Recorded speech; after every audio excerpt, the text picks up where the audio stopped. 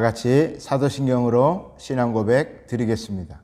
전능하사 천지를 만드신 하나님 아버지를 내가 믿사오며 그 외아들 우리 주 예수 그리스도를 믿사오니 이는 성령으로 잉태하사 동정녀 마리아에게 나시고 본디오 빌라도에게 고난을 받으사 십자가에 못 박혀 죽으시고 장사한 지 사흘 만에 죽은 자 가운데서 다시 살아나시며 하늘에 오르사 전능하신 하나님 우편에 앉아 계시다가 저리로서 산자와 죽은 자를 심판하러 오시리라.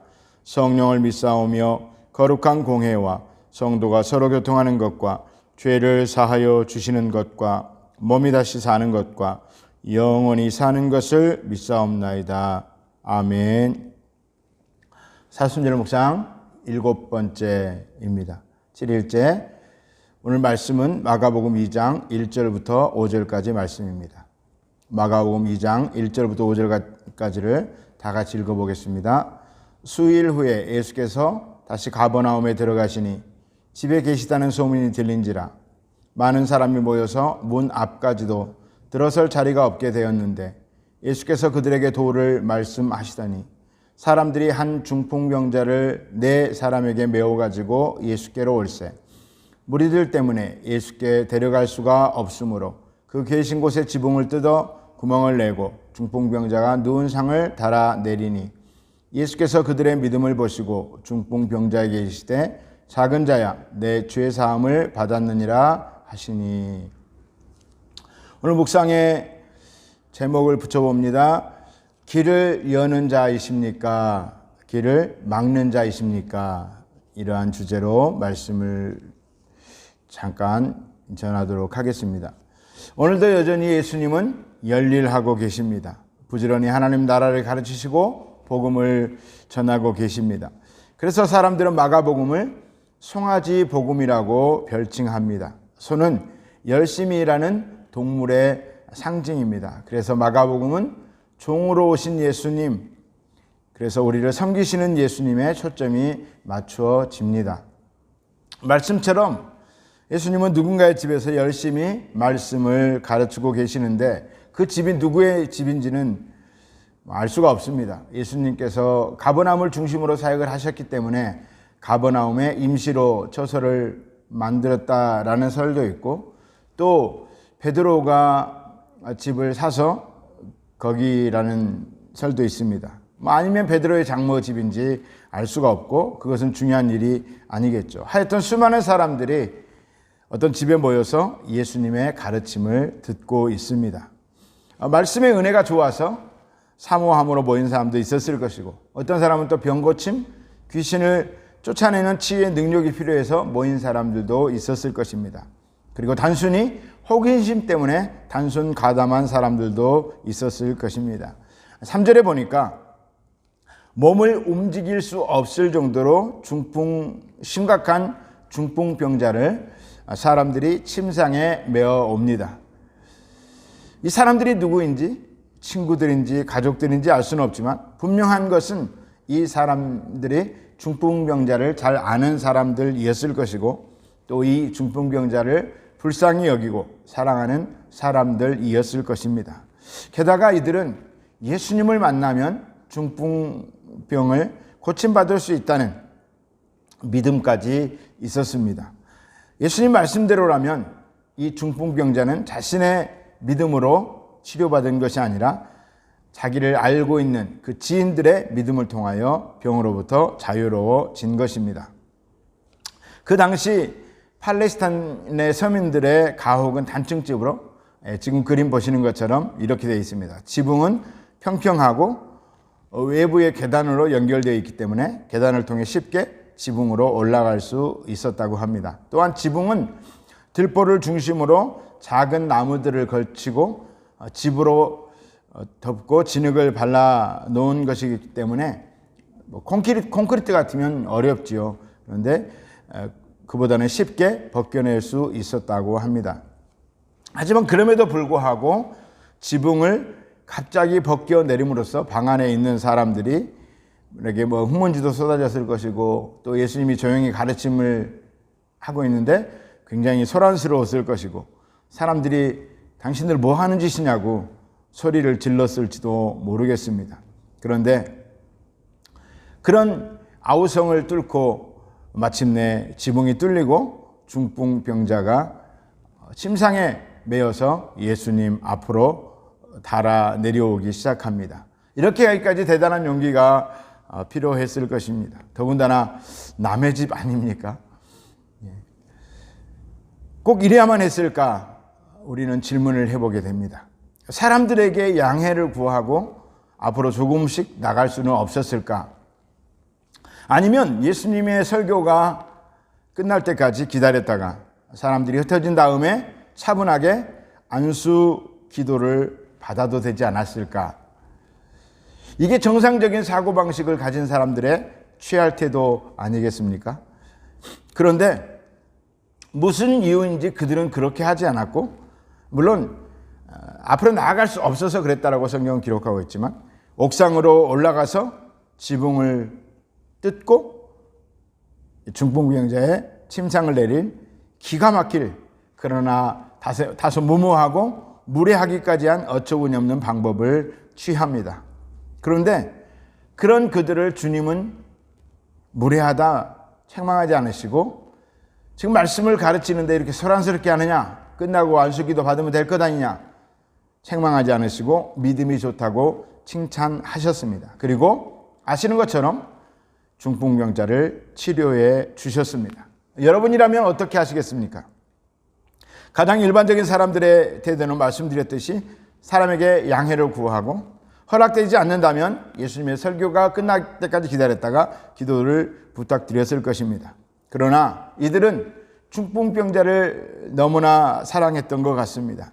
그 처지를 굉장히 불쌍히 여겨서 물불 안 가리고 당장에 예수님께 고침받고 싶은 그런 열망이 있었던 것 같습니다. 만약 설교가 끝났는데 예수님께서 오늘은 너무 많이 힘을 빼서 피곤하다, 뒷문으로 슬쩍 빠져나간다든가, 아니면 군중 속에 떠밀려 사라져 버린다면 절호의 기회는 어쩌면 없어질지도 모를 일입니다. 그래서 지금 당장 예수님 앞으로 가야 돼. 지금 반드시 고침 받아야 돼. 다시 질문 드려보겠습니다. 여러분이라면 어떻게 하시겠습니까? 물론 질문에 의문의 여지는 다소 있습니다. 중풍병자가 그 사람들의 가족이었다면, 또 애인이었다면, 친구였다면, 그냥 그렇고 그런 사이였다면 그 관계의 깊이에 따라서 취하는 태도가 달라졌을 것입니다. 그러나 제가 오늘 말씀드리고 싶은 것은 내가 도와야 할 중풍병자와 어떤 관계이든 상관없이 남을 도울 마음의 상태가 준비되었는지에 대해서, 하나님이 기뻐하시는 그런 마음의 상태가 준비되어 있는지에 대해서 여쭤보고 싶습니다. 사랑하는 성도 여러분, 저 자신에게 이것은 촉구하는 바입니다. 어려움에 처한 사람들을 적극적으로 도우시기 바랍니다. 그것이 복음을 위한 길이요, 꼭 복음을 위해서가 아닐지라도 하나님께서 원하시는 삶의 방식일 것입니다. 경건하다고 하는 제사장들, 그리고 성전에서 하나님을 섬기는 일에 직접적으로 종사했던 레위인들, 다 강도 만난 자의 이웃이 아니었습니다. 선을 행한 사마리아인, 그는 유대인들에게 계취급을 받던 그가 강도 만난 자의 이웃이라고 누가복음에서 예수님은 비유로 말씀하고 계십니다. 주님 우리에게 지금 말씀하십니다. 윤국승 목사야, 경건한 척, 믿음이 있는 척 하지 말고 강도 만난 자의 이웃이 되어라. 중풍병자의 안타까움을 내 안타까움으로 여기고 그의 친구가 되어라고 말씀을 하십니다. 침상을 메고 땀을 뻘뻘 흘리면서 길을 좀 열어달라고. 이 사람 오늘 예수님을 못 만나면 어쩌면 영영 중풍병자로 살고 곧 죽게 될지도 모른다고. 아니, 병세가 너무 심하니 오늘 밤에 당장 죽을 수도 있다고. 그렇게 제발 길 좀 열어주십시오. 울며 불며 애원해도 아니 됐어. No, wait here. 그렇게 매몰찬 사람이 아니라 예수님을 닮은 마음 따뜻한 사람이 되라고 주님은 말씀하고 계십니다. 사랑하는 성도님들, 그리고 저 자신에게 권면합니다. 우리는 길을 여는 자가 되십시다. 당연히 길을 막는 자가 되면 안 되고 적극적으로 사람을 사랑하고 그 사랑을 실천함으로 누군가의 길을 열어주는 사람이 다 되시기를 축복합니다. 이 사순절을 지나면서 어떤 분은 금식도 할 것이고 경건하게 예수님께로 다가갈 때인데, 야고보서에서는 정말 경건한 자는 그 고아와 가부, 그 환난 날에 그들을 돌보는 것이라고 얘기하고 있습니다. 부디 길을 여는 자, 누군가에게 예수님을 만나게 해주는 자, 그것을 위해서 어떤 희생을 감수하더라도 헌신하는 자 될 수 있기를 예수님의 이름으로 축복합니다.